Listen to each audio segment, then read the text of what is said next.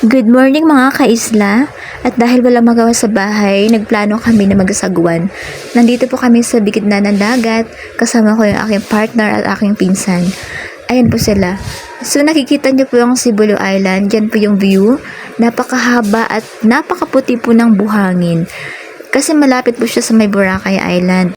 Which is 2 to 3 hours po yung biyahe papunta sa Boracay. Kaya po tinawag siya na The Second and Boracay. Ngayon po ay pupunta kami sa may Oton Beach. Yun po yung pinakamagandang beach dito sa isla namin. At yun po ang dinadayo ng mga taga-ibang lugar. As you can see guys, ako po yan yung nagsasagwan. Kasi po hindi masyadong marunong yung partner ko. At saka yung pinsan ko, taga-video kasi siya. Kaya no choice, ako na lang yung nagsagwan. So ayan, nagpo-posing-posing pa talaga ako nan. Kasi akala ko pinipicturean ako. Yun pala binivideohan lang ako. So, ayun mga kaisla, medyo malapit na po tayo sa may Oton Beach niyan. At mamaya po, makikita nyo ang napakagandang view at napakaputing buhangin sa may Oton Beach. Patuloy lang kami sa pagsasagwan hanggang sa makarating sa may Oton Beach. So, ito po yung barto na sinasakyan namin. By the way guys, barto yung tawag sa amin yan. Maliit na bangka po siya at walang makina. This is it guys, so nandito na tayo sa Oton Beach. So ayan po nakikita nyo. Pagdating pa lang namin, naligo na kaagad yung partner ko. At ako yung di nakapaligo kasi sobrang lamig ng dagat.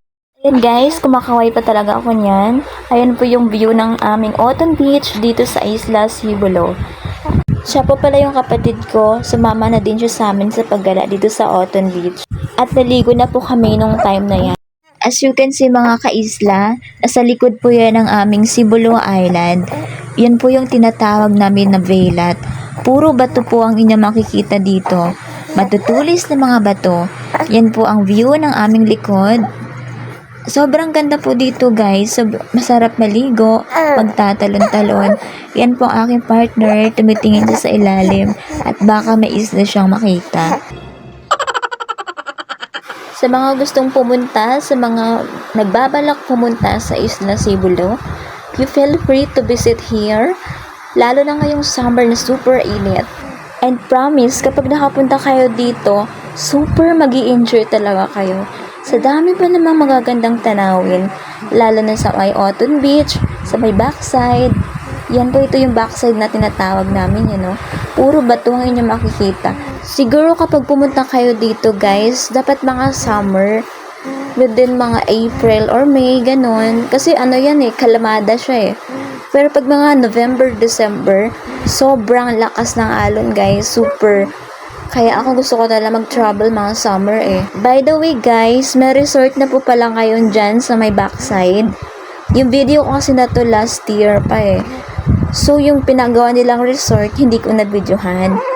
Bale, sa susunod na vlog ko na lang ipapakita. Abangan nyo na lang po sa next na vlog ko. So hanggang dito na lang po ang aking video. Bye guys! See you on my next vlog!